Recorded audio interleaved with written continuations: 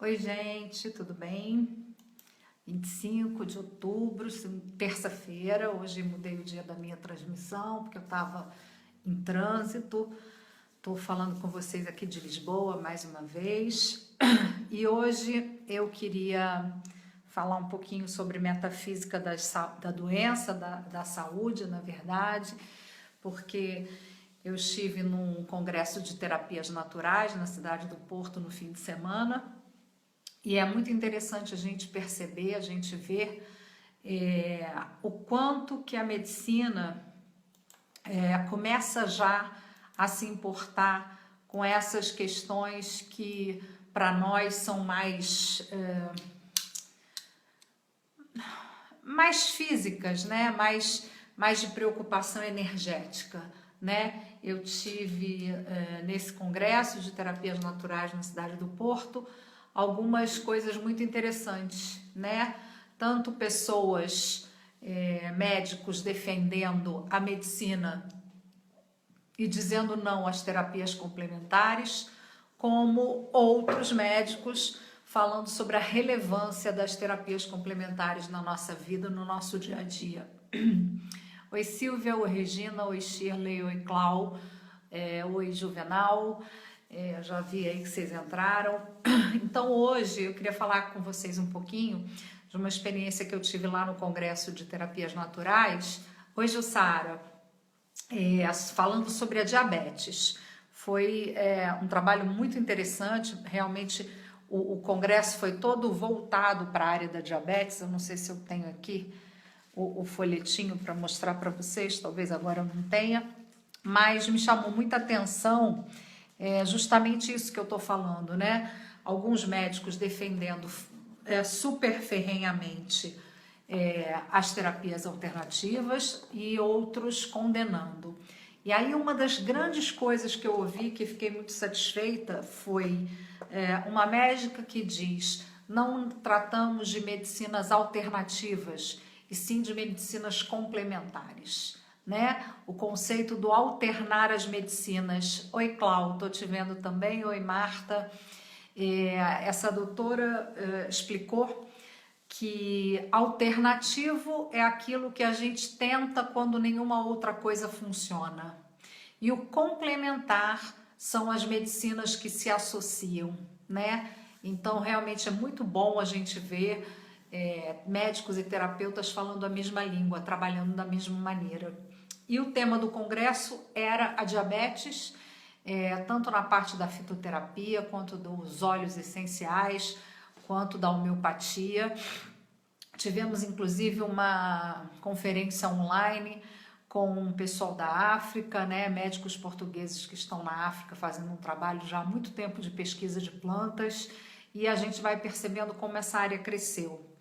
E uma das palestras que eu assisti, que foi a que eu mais gostei, na verdade, foi uma médica que estava contando a experiência dela dentro da medicina e depois dentro da fitoterapia e com os óleos essenciais. Para mim foi uma grata surpresa, eu até saí do lugar onde eu estava para ir para um lugar mais perto, fiz algumas fotos até dos slides, depois eu vou postar para vocês aí nos comentários, para vocês darem uma olhada.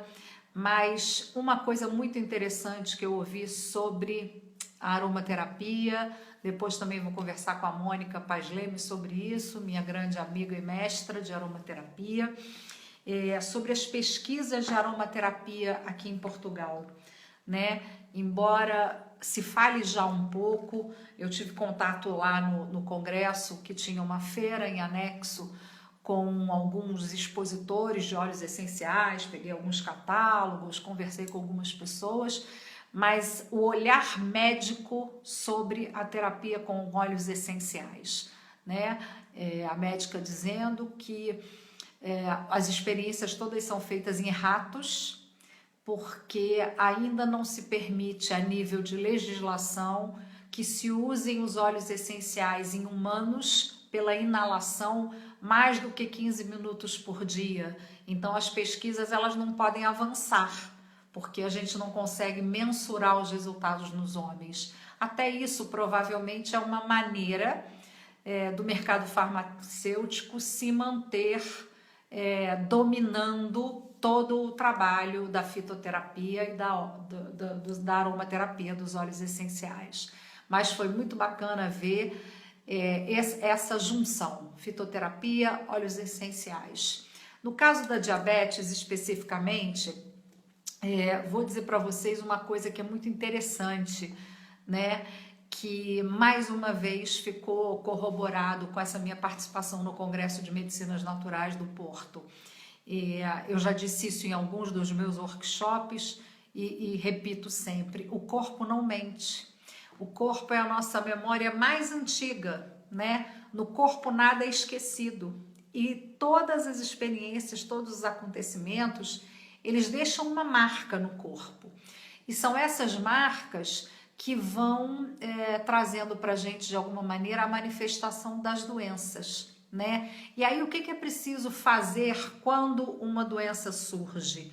É a gente ouvir o relato do corpo, é a gente ver o que o corpo está dizendo para a gente, quais são as nossas impressões, qual é a nossa dor, se a gente tem uma dor que lateja, se a gente tem uma dor intermitente, se o local da dor é quente ou frio, né? O nosso corpo vai nos dando muitas impressões. Na escuta mais psicológica, a gente tem que observar todas as sensações que nós temos em relação àquela doença, ao custo-benefício dela, aquilo que é bom, aquilo que é ruim, o quanto incomoda, o quanto acomoda, né? Isso foi uma coisa bastante interessante que eu ouvi sobre a diabetes, né? Em momentos em que o corpo se acomoda àquela doença. Então, uma doença de baço pâncreas, e o que a gente precisa tratar, né, na verdade, em alguns momentos, é um outro órgão qualquer, né?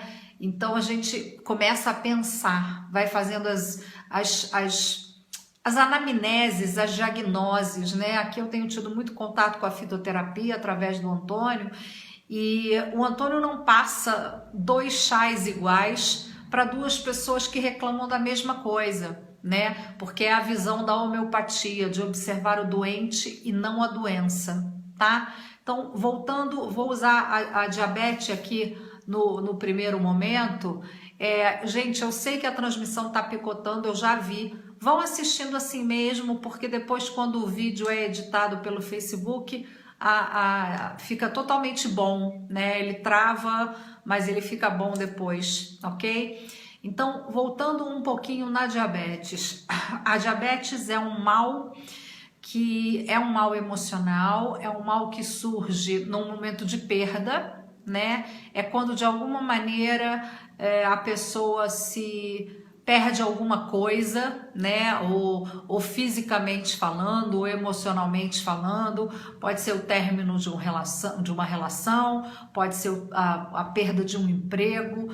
Então, a diabetes fala muito sobre a falta de alegria, a falta de doçura da vida, né? Ela atinge imediatamente o sistema baço-pâncreas, o baço trabalha as preocupações e o pâncreas trabalha a própria doçura mesmo da vida. A diabetes fala de falta de alegria, de falta de doçura, de falta de tempo para viver o prazer, a satisfação da vida, né? E isso vai fazendo com que o corpo se ressinta e vai trabalhando em quê? No açúcar, né? Quando eu não tenho alegria, não tenho doçura, onde está isso no meu corpo? No metabolismo do açúcar. E aí as particularidades das doenças é que são talvez o grande gatilho, a grande maneira de consertá-las, né? De melhorá-las. É a gente verificar, de acordo com essa nossa doença, qual é o órgão que é mais afetado. Então a médica do congresso citou um caso muito interessante, um paciente com diabetes, e que o grande problema dele é as explosões de raiva, de insatisfação, de aborrecimento. Então, um paciente cujo metabolismo do fígado está sempre alterado. E aí, embora a taxa de glicose se mantenha estabilizada, ele desenvolveu uma esteatose hepática, que é a famosa gordura no fígado, né? Então, eu coloquei como tema hoje aí da transmissão, diga-me onde dói, eu te direi por quê. Esse é um livro, né? O nome de um livro do Marcel Odotti, uma das pessoas que eu sempre cito no trabalho de metafísica da saúde, para a gente entender um pouquinho o que a gente está sentindo e o que acontece. E aí eu vou começar, eu não quis fazer um roteiro e como isso não é uma aula, eu também não quero me prender muito tempo falando da mesma coisa, só queria lembrar, pacientes com diabetes, em que momento da vida a doçura foi perdida, né? Em que momento da vida aconteceu alguma coisa que fez parecer que a vida não seria melhor, né? Não seria boa como se esperava ou como era, né? E aí, que área da vida as coisas estão mais difíceis? Você constantemente sente raiva? Você constantemente tem medo de perder? Você quer segurar tudo que é seu? Então eu já tenho 3 doenças, eu já tenho a raiva, o fígado, eu já tenho o medo nos rins e já tenho o apego, aquela coisa de querer tudo nas suas mãos e ter medo de ficar sem nada, que é o intestino. Então é a diferença, paciente diabético que desenvolve crises renais, paciente diabético que desenvolve gordura no fígado, paciente diabético que revela muita prisão de ventre, tá? Então a gente vai tendo causas emocionais que vão agravando a nossa doença original, né? E aí a diabetes vai ficando pior, não é porque o sistema baço-pâncreas não está funcionando, e sim porque tem um outro sistema que também não está funcionando bem, tá? Então, a gente vai trabalhando essas coisinhas aos pouquinhos. E aí, nessa linha do diga-me onde dói, que eu te direi por quê, eu queria que alguns de vocês dissessem, né, aonde dói, e eu fosse tratando os temas na nossa conversa de hoje. Quando a Carol entrou, Ana Carol entrou, ela escreveu logo o estômago, né? Então, vamos falar dos males do estômago, né? O sistema estômago, ele fala das dificuldades que a gente tem de engolir, de digerir, de assimilar o que acontece com a gente, tá? Isso vai para o plano físico e vai para o plano emocional. Quando a gente come uma coisa que não cai bem, não parece que fica tudo ruminando dentro da gente? E aí dá azia, dá queimação no estômago, dá ânsia, isso, Carol, é você mesmo. Dá uma agonia, né? Parece que a gente comeu uma folha de alface, parece que comeu um boi inteiro. Então, os males do estômago estão ligados a isso. A nossa dificuldade de engolir e digerir aquilo que se processa na nossa vida. Tá? E por conta disso, a gente tem muita tendência a ruminações, tá? Os pacientes com males do estômago, eles tendem a ruminar os pensamentos e emoções o tempo todo. E a doença do estômago, ela se expande para baço pâncreas, fígado, vesícula e intestinos. Tá? Então, quando a gente avaliar um paciente com problema de estômago, aquele que chega e diz, eu tenho úlcera, gastrite, ou refluxo, ou estomatite, a gente tem que buscar qual é o outro fator que está contribuindo para essa doença. Se ele tem falta de tempo para a vida, falta de alegria, se ele tem dificuldade de digerir as emoções, se ele tem dificuldade de demonstrar os seus sentimentos, de assimilar experiências do passado, de deixar o passado para trás. E aí cada uma dessas coisas vai revelar para a gente qual é a outra emoção que está trabalhando em cima. Então, Carol, pensa nisso. O que você está com dificuldade de deixar para trás? Que experiências que você não quer assimilar? Quais são as suas inquietações, aonde que você não está conseguindo demonstrar seus sentimentos, se tem raiva, se tem cólera, tá? Se falta alegria, ou se na verdade não está conseguindo digerir mesmo as emoções, ok? Carol, se quiser me escrever para me dizer isso, depois eu dou uma ajudinha, tá bem? Eu vou lá na Clau Costa, você falou de coluna, né? A questão da coluna, ela é muito interessante, porque a coluna fala de estrutura, tá? E essa estrutura, gente, ela é a base do nosso corpo, ok? Então, as vértebras, elas trabalham, são a nossa arquitetura, é o suporte do nosso corpo. A coluna vertebral é responsável pelo movimento dos braços, das pernas, de todos os nossos órgãos. A coluna vertebral simboliza as nossas raízes genealógicas, todos os nossos dilemas da vida, tudo aquilo que a gente traz com a gente. E quando a gente fala em vértebras, a gente fala em 4 grupos principais de vértebras: as cervicais, as torácicas, as lombares e as sacrais, né? Então, Clau, eu não cheguei a ler aonde que doía a sua coluna, mas vou passar aqui rapidamente. Quando a gente tem um problema nas vértebras cervicais, a gente tem uma caracterização aqui de confusões mentais, de medo, de culpa, de ressentimento, pessoas que se sentem muito responsáveis pelos outros e que nem sempre dão conta disso, tá? Então, todo mundo que vive com dor na cervical, que é essa parte de cima da coluna, tem uma confusão, tem uma falta de segurança, tem excesso de responsabilidade. Mas não é que sejam as responsabilidades da vida, não. É a pessoa que carrega nos ombros as suas responsabilidades e pega dos outros também, tá? Quem tem já um problema físico nas vértebras torácicas? As torácicas são as nossas contrariedades. É tudo que nos contraria. Temos medo de fracassar, temos insatisfação com a maneira como as pessoas olham pra gente, temos muitos conflitos internos, não sabemos o que queremos. Então eu costumo dizer que vértebra torácica é assim: quero isso ou não? Quero. Será que quero? Então são dúvidas, são contradições, contrariedades no dia a dia, tá?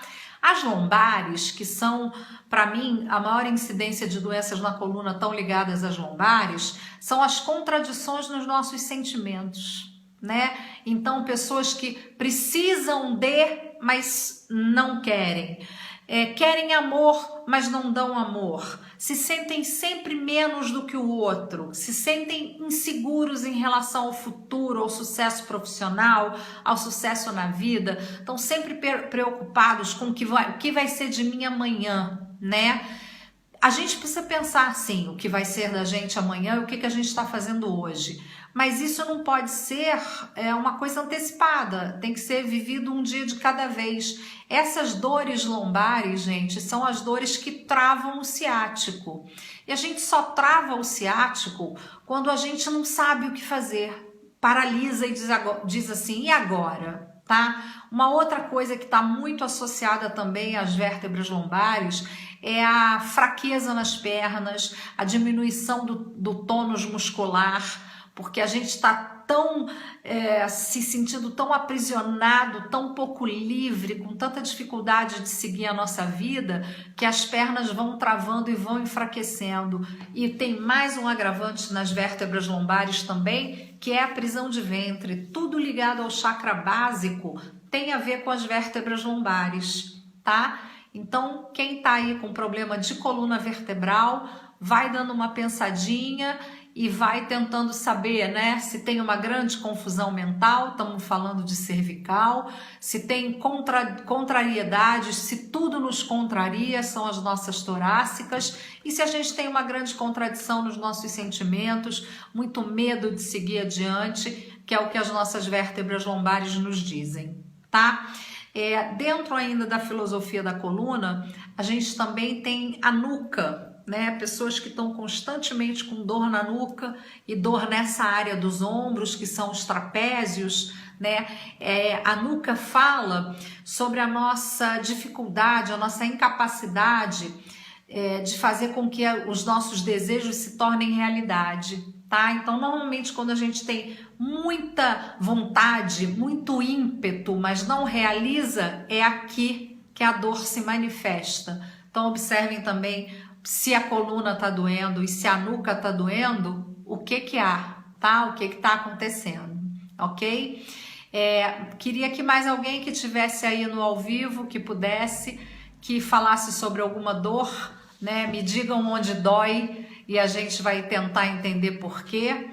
Eu vou falar também, enquanto não leio alguém aí, sobre o termo metafísica, tá? Metafísica significa além do que a matéria diz, né? Então, a metafísica compreende os aspectos psico, emocional, energético, espiritual e mental, né, da gente. É uma soma. Neusimar já vi agora dor nas articulações, ok.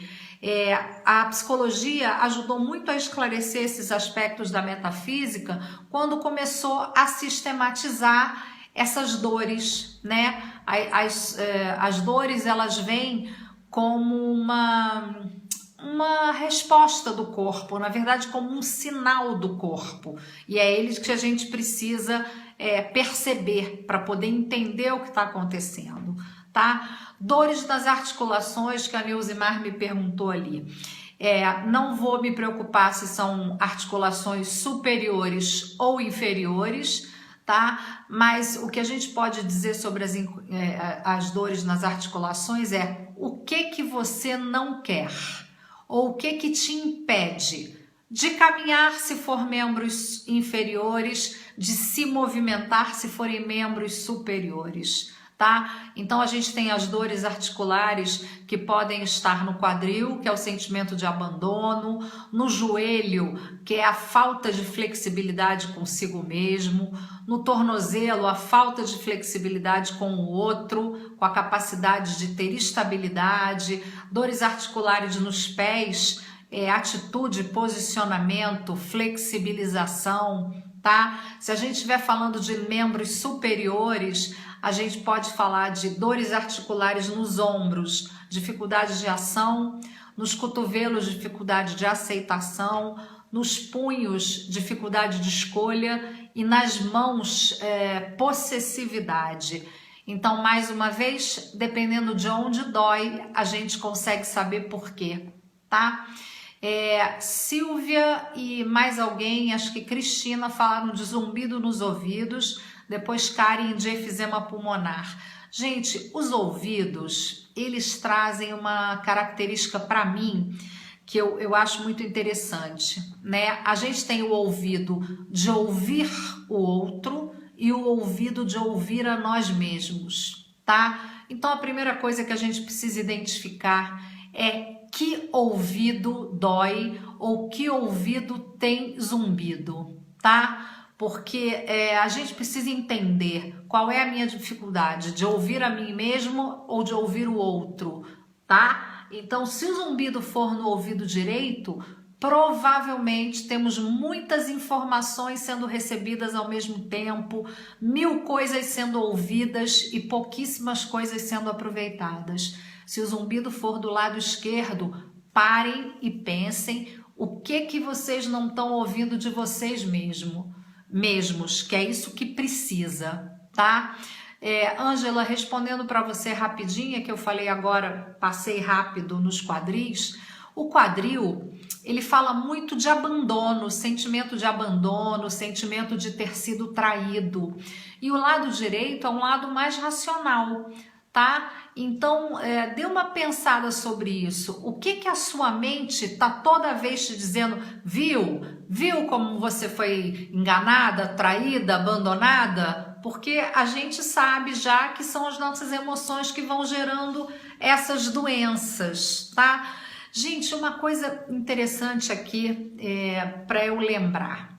A gente nunca acha que a gente cria as nossas doenças, ok? Eu também não estou dizendo que ninguém está doente porque criou a sua própria doença. O que acontece, o que eu acredito? Eu acredito que as doenças vêm no nosso DNA energético e que o nosso primeiro grande desafio na vida é não permitir a manifestação da doença, tá? Então, para mim, a gente passa um tempão perguntando qual é a minha missão de vida, o que eu estou fazendo aqui, E a primeira coisa que a gente está fazendo aqui é tentando viver feliz, tentando não manifestar, não desenvolver nenhuma doença. Isso é que é cumprir a missão de vida, né? Eu tenho contato com muitas pessoas, ouço muitas pessoas, muitos relatos.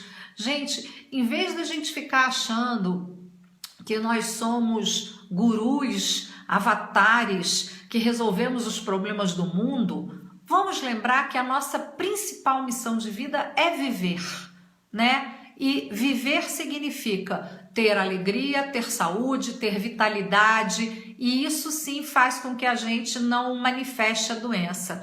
Lourdes, você também está na área da coluna, eu também falei sobre isso. Os males da nuca, que você falou aí de pescoço, né? Os males da nuca, eles estão muito relacionados à nossa dificuldade de sair do plano do pensamento e ir para o plano da realização. Então, o que será que você quer? O que será que você gostaria e que não consegue realizar? E vamos ser práticos. Se tem algo que você gostaria de realizar e não consegue, avalie primeiro se é possível hoje. Se não for, não degrade a sua doença. Espera, saiba esperar. E aí você vai ver que você vai ter possivelmente uma oportunidade futura, tá? Karen, você me falou de enfisema pulmonar, tá? Vamos falar do pulmão em si. O sistema respiratório como um todo, né, e aí trabalhando o pulmão, fala muito sobre o nosso estado de proteção diante do mundo exterior, né? O sistema respiratório, tanto o pulmão quanto a pele, que é o outro órgão desse sistema, eles trabalham isso, fechando as feridas da nossa vida, tratando a tristeza, tratando o ressentimento, a dificuldade de esquecer e de perdoar. O pulmão fala muito da maneira como a gente se relaciona com o mundo exterior, com a timidez, com a tristeza, com a melancolia, com a solidão e principalmente com o medo antecipado, tá? Na metafísica do efizema, o que se diz é um medo anterior a tudo, tá? Então, quando se tem um caso físico já de um enfisema pulmonar, de que essa pessoa tinha medo, tá? Porque o medo foi manifestado. Nem sabemos se existe razão ou não de ser, mas o fato é que o medo ele já vinha de muito tempo atrás. O medo, não é um medo que paralisa o rim, esse medo ele não paralisa, esse medo causa tristeza, esse medo afasta pessoas, tá? Então é importante que se pense sobre isso.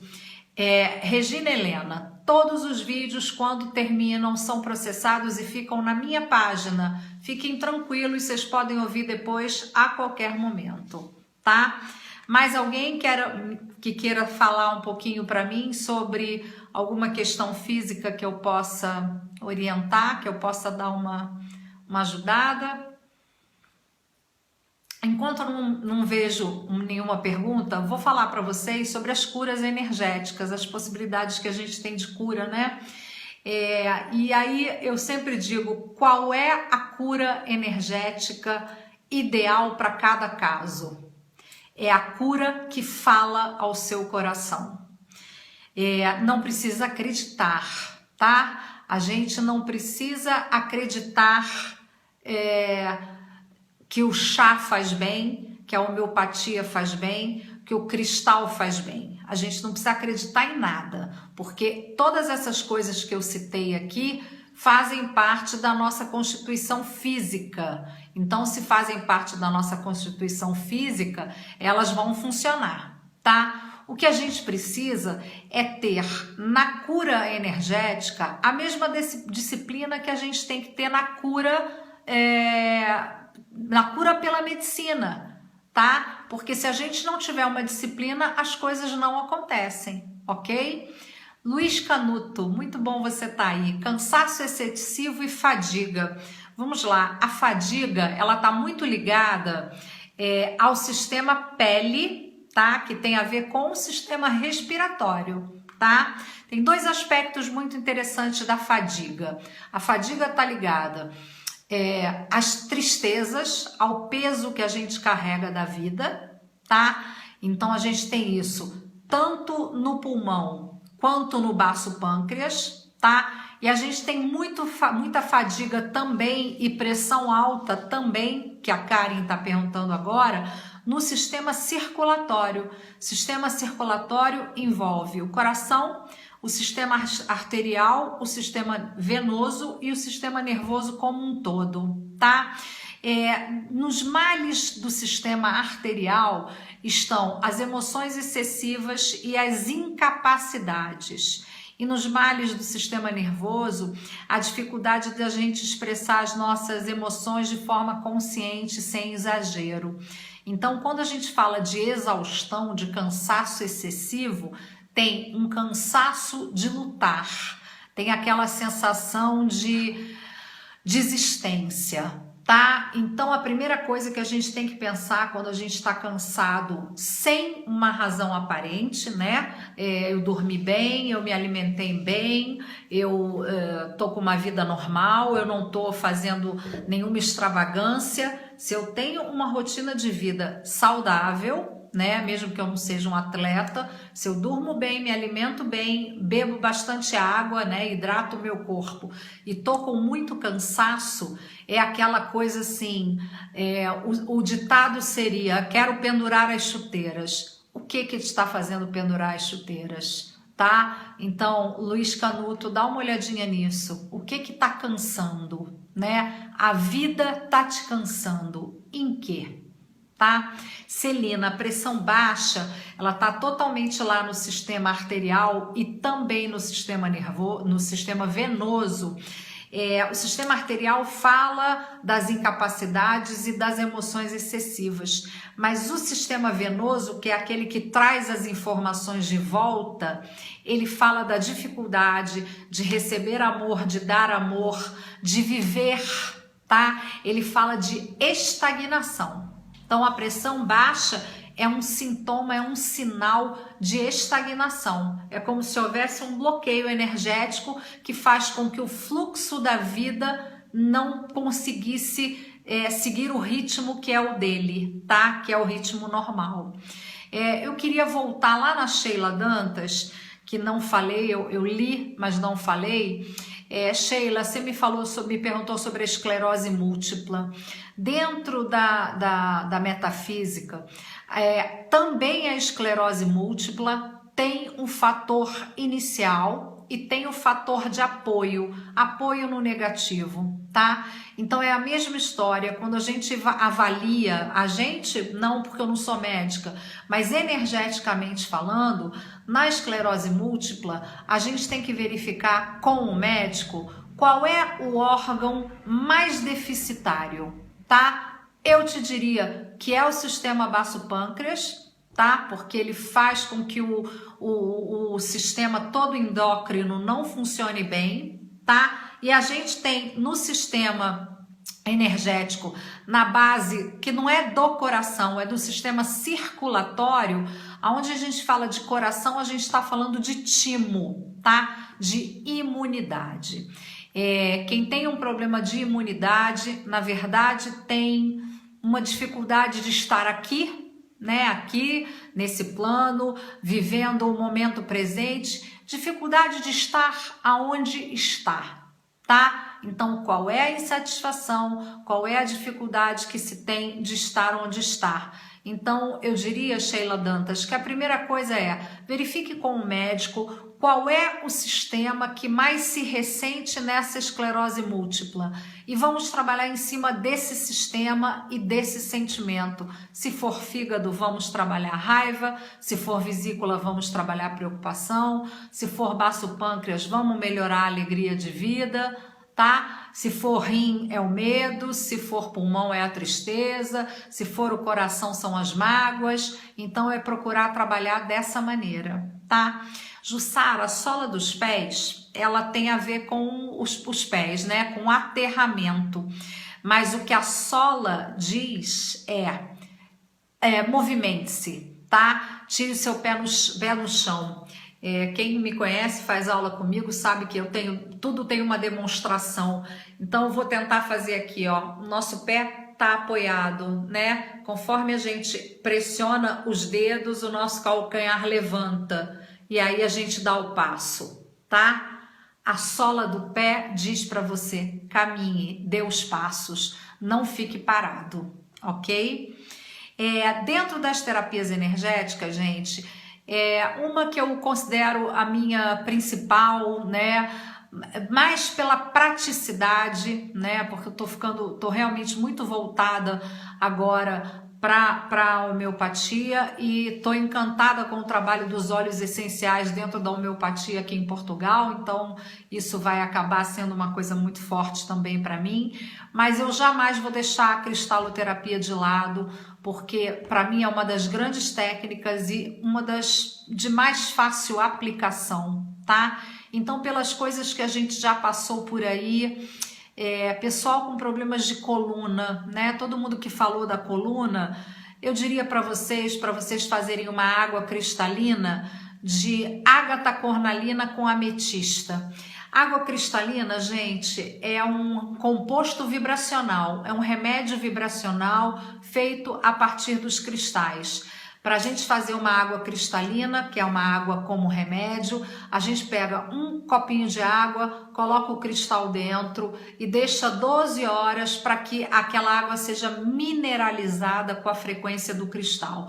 E depois a gente bebe água de manhã, logo que acorda, tá? Quem quiser pode tomar ao longo do dia mais vezes, mas se tomar todos os dias logo que acorda, no quarto dia o corpo já entende que aquilo é um remédio e ele vai incorporando aquela energia no seu sistema. Tomem durante 21 dias, é a minha indicação, e se nesse período um dia você beber a água e ela tiver algum gosto desagradável, parem, porque é o seu corpo dizendo que não precisa mais, tá? O nosso corpo é tão inteligente que ele diz pra gente quando a gente não precisa mais. Isso vale para mais de 21 dias também. Se tomei 21 dias e continua boa a água, vou continuar tomando a água, tá? Porque não existe milagre. A gente passa uma vida inteira desconstruindo o nosso campo energético, que não é com 20 dias de uma água cristalina que a gente vai ficar totalmente curado. Provavelmente a gente vai estabilizar aquele sistema para poder trabalhar um outro, tá? Mas quem me perguntou hoje aí por questões ligadas à coluna, a sola dos pés também, façam água de ágata cornalina com ametista. Não é o tipo de doença, e sim onde acontece isso, Andréia, é isso. As doenças, elas são o resultado. A doença é a manifestação física daquela emoção desregrada, tá? Então, no teu exemplo, um câncer, veja a origem desse câncer, né? Em que órgão que esse câncer começou. E aí trabalhar aquele sistema, aquela mudança, é mudar aquele ciclo, tá? De qualquer maneira, não sei se você estava aí no iniciozinho, Andréia, o que eu digo as doenças vêm no nosso DNA energético e a primeira coisa, o nosso primeiro desafio é não deixar a doença se manifestar, ou então se ela se manifestar, a gente ter força para não deixar ela evoluir, tá? Quando falo de energia, gente, eu falo daquilo que é mais físico, daquilo que a gente conhece, tá? Não vamos isentar nada na nossa vida, principalmente o maior conhecimento, eu diria o maior conhecimento que a medicina chinesa me deu no meu livro lá do Imperador Amarelo, que eu vivo dizendo. Nós nascemos com a nossa sede imunitária perfeita, que é a glândula timo. A nossa glândula timo cresce até os 21 anos, de 21 aos 28, ela se mantém absolutamente estabilizada. Dos 28 aos 35, essa glândula atinge a sua capacidade máxima de atuação e a partir dos 35, ela entra em declínio, porque nós somos seres que nascemos, crescemos e morremos, né? Nós temos um ciclo de vida. Então, quando eu falo de doença, eu falo, na verdade, de manutenção da saúde e passar pelos episódios de doença física de uma forma energeticamente mais equilibrada, procurando diminuir os efeitos colaterais. Mas não vamos esquecer que nós somos humanos e os humanos, eles são materiais e tudo tem um ciclo. Nós temos um ciclo de vida de nascimento, crescimento e morte, tá? Mas, Andréia, avalia isso, dá uma olhadinha em que órgão que manifestou-se a doença e veja se isso não tem a ver com a vida da pessoa, tá? Então, pessoal de coluna, o que eu sugeri, cornalina com ametista. Celina, eu gosto muito de trabalhar para tendinite com água de jaspe verde. Como não é muito fácil de usar, pode ser água de quartzo verde, tá? Que vai ajudar muito em tudo que é tendão, tudo que é muscular. O que mais que eu falei hoje? Diabetes. A minha água de diabetes é uma água clássica para mim, né? Uma fórmula para mim que é bastante usual e com muitos resultados.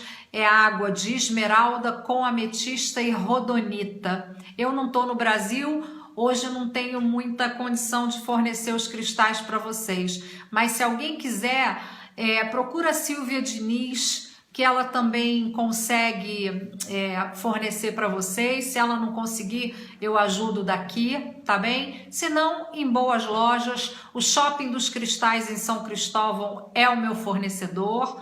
Então podem ir lá também, que vão encontrar os cristais de excelente qualidade, preço super bom. Esse é um tratamento barato que dá pra gente fazer.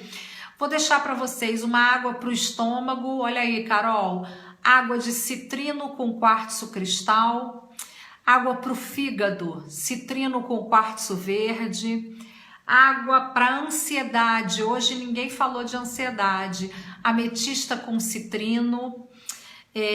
Água para questões de pulmão, Karen, água marinha com ametista, tá? Água para rim, né? Para medo, água marinha com quartzo rosa. Luiz Canuto, o cansaço, tá? Ágata cornalina com citrino, é uma água que vale a pena e que vai ajudar muito também, tá? Deixa eu ver se tem mais alguma água que eu possa sugerir para vocês. Na linha da sola dos pés, acho que Jussara que falou de sola dos pés, né? Gosto muito de trabalhar com amazonita e citrino para dar movimento. Carla, para memória, o citrino, ele é o cristal que a gente fala para trabalhar a memória, né? Mas eu gosto muito de trabalhar com água de sodalita com amazonita, porque a amazonita coloca as nossas ideias em ação e a sodalita organiza a nossa mente. Então, para memória é excelente, tá? Celina, água para diabetes, esmeralda, ametista e rodonita. É a única água que eu indico com 3 cristais. Essa é uma observação, gente. Não usem, não façam a água com cristais misturados se vocês não conhecem, tá? Se vocês olham lá na Bíblia dos Cristais ou num livro que vocês têm e diz assim, nossa, adorei a pedra da lua, adorei a granada, adorei o ônix, tá? Primeiro, estudem a fundo a propriedade do cristal. E se quiserem experimentar uma água cristalina de algum desses cristais, esses que eu citei ou qualquer outro, coloquem o cristal e juntem a ele um cristal transparente, tá? Porque o cristal transparente vai funcionar como um filtro e vocês vão absorver, o corpo vai absorver de forma inteligente aquilo que precisa, tá? Então é melhor dessa maneira. Fátima, para cálculo renal, água marinha com quartzo rosa, tá? Jussara, o que você quer saber? Se pode tomar o da diabetes e o da sola dos pés, é isso? Gente, vamos fazer uma maneira fácil de entender. Se eu tenho uma doença crônica, eu tomo água de cristal logo que acordo, tá? Se eu tenho uma doença que é uma doença eventual ou que é uma doença emocional, eu faço a ingestão de água 2 vezes ao dia, na hora do almoço, de noite, tá? Vamos fazer horários como se fosse um remédio, porque senão o corpo também não entende todos os comandos e acabam sendo muitas informações. Então, tem uma doença crônica, toma a água logo que acorda. Parou.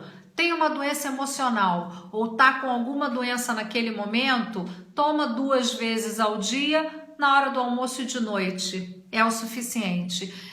Mas assim, tomem todo dia de manhã, todo dia no horário que precisarem, porque a única maneira de ver resultado é essa, gente, é tomando, tá? Senão a gente não consegue. Fátima, eu sei que a gente está te devendo esse trabalho da urticária. Eu vou te dizer, de água de cristal, imediatamente entra com água de citrino, tá? De manhã, de tarde, de noite, 3 vezes no dia durante uma semana, para a gente tentar digerir isso que está causando a urticária. E depois a gente vai tentar entrar com uma outra coisa. Sim, Lourdes, essas formulazinhas, essas combinações que eu ensinei aqui são juntas no mesmo copinho de água, tá? Porque o que eu tô fazendo é somar as moléculas do cristal e produzir um remédio, tá? É como se a gente juntasse uma florzinha aqui, uma florzinha ali, e criasse uma outra flor, né? Um outro buquê, vamos dizer assim, só que de pedra. Felipe, se eu não gostasse tanto de você, eu ia dizer, nossa, ele só me traz casos difíceis. Vou te dizer, o que eu sugiro, não sei o quadro, né, Felipe? Eu sei que é a eu já tive contato com a tricotilomania, né? Eu te diria que a primeira coisa que a gente faz é usar citrino, tá? Primeiro a gente tem que dar uma dissolvida, talvez depois a gente use um quartzo com enxofre, mas é um pouquinho de cada vez. Alguém aí me falou sobre a cabeça pesada, foi isso que eu percebi. Eu gosto muito de dar leveza na cabeça com o cristal amazonita. Acho que foi a Regina que falou.